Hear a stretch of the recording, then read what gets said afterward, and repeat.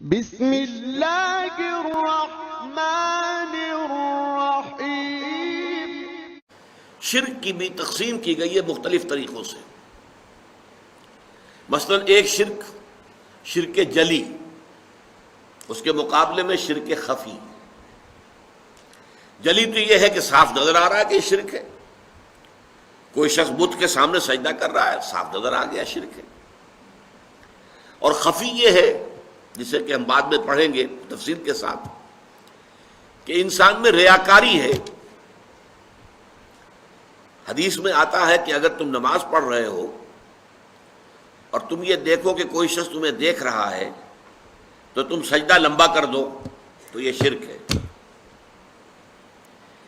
پہلے تمہارا سجدہ فرض کیجئے 10 سیکنڈ کا تھا، جب تم نے دیکھا کہ کوئی تمہیں دیکھ رہا ہے تو اب اس کے اوپر اپنے تقویٰ، اپنے تدین، اپنی نیکی کا روب جھاڑنے کے لیے اب آپ نے 5 سیکنڈ کا اضافہ کر دیا، 15 سیکنڈ کا سجدہ کیا۔ یہ 5 سیکنڈ کس کو سجدہ کیا آپ نے؟ یہ اللہ کے لیے نہیں ہے، یہ اس شخص کو دکھانے کے لیے ہے۔ یہ شرک خفی ہے۔ ظاہر بات ہے کہ اس کو ہم دیکھ نہیں سکتے، اس پر فتویٰ نہیں لگ سکتا، یہ دل کا معاملہ ہے، اندر ہی اندر کا معاملہ ہے۔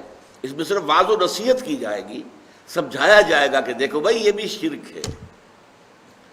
حضور نے فرمایا کہ شرک خفی کو پہچاننا اتنا مشکل ہے، ذرا آپ دیکھیے تمثیل، جتنا کہ کسی گھپ اندھیری رات کے اندر کسی سیاہ پتھر پر چلنے والی سیاہ چیونٹی کو دیکھنا مشکل ہے۔ کیا کیا چیزیں جمع کر دی حضور نے ایک تشبیہ کے اندر۔ رات انتہائی سیاہ ہے، پتھر انتہائی سیاہ ہے، اور اس پر سیاہ رنگ کی ایک چیونٹی چل رہی ہے، دیکھنا ممکن ہے؟ آپ نے فرمایا اتنا ہی شرک خفی کو پہچاننا مشکل ہے۔ تو شرک کی ایک تقسیم کیا ہوئی؟ شرک جلی اور شرک خفی۔ دوسری تقسیم شرک فی العقیدہ اور شرک فی العمل۔ ایک عقیدے کے اندر، نظریات میں، خیالات میں، عقائد میں شرک داخل ہو جائے، اور ایک یہ کہ عمل میں، عقیدے میں تو نہیں ہے، عمل میں ہے، یہ دوسری تقسیم ہو جائے گی۔ تیسری تقسیم امام ابن تیمیہ رحمۃ اللہ علیہ نے کی، شرک فی المعرفت اور شرک فی الطلب۔ اللہ کے پہچاننے میں شرک، ظاہر بات ہے ذات باری تعالیٰ کے اندر صفات اور ذات کے اعتبار سے کوئی شرک داخل کر دینا، یہ شرک فی المعرفہ، اللہ کی معرفت میں کمی ہو گئی۔ اور شرک فی الطلب کیا ہے؟ یہ ذرا بات سمجھنے کی ہے۔ ایمان کا تقاضا، توحید کا تقاضا کیا ہے؟ تمہارا مطلوب و مقصود اللہ کے سوا کوئی نہ رہے۔ لا مطلوب الا اللہ، لا مقصود الا اللہ۔ اگر اللہ کے سوا بھی کوئی تمہارا مطلوب اور مقصود بن گیا، یہ شرک ہے۔ ذریعے کے طور پر استعمال کرو، کوئی حرج نہیں۔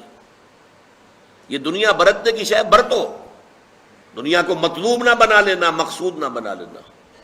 لا مقصود الا اللہ، لا مطلوب الا اللہ، یہ گویا کہ شرک فی العمل والی بات ہو جائے گی۔ یہ تقسیم ایک دوسرے کو اوور لیپ کر رہی ہیں، لیکن بڑی گہری بات کہی ہے کہ جو امام ابن تیمیہ نے کہی ہے، شرک فی المعرفہ اور شرک فی الطلب، مطلوب کے۔ لیکن میں یہاں جس پہلو سے، جس انداز میں تقسیم کر رہا ہوں اور اس کو بیان کروں گا، وہ یہ ہے، یہ زیادہ سائنٹیفک انداز ہے میرے نزدیک، واللہ عالم۔ وہ 3 قسم کا شرک ہے۔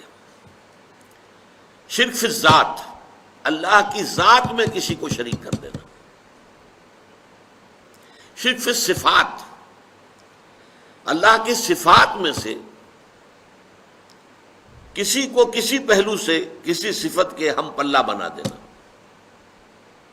شرک فی الحقوق، جو اللہ کے حقوق ہیں ان میں کسی اور کو شامل کر دینا۔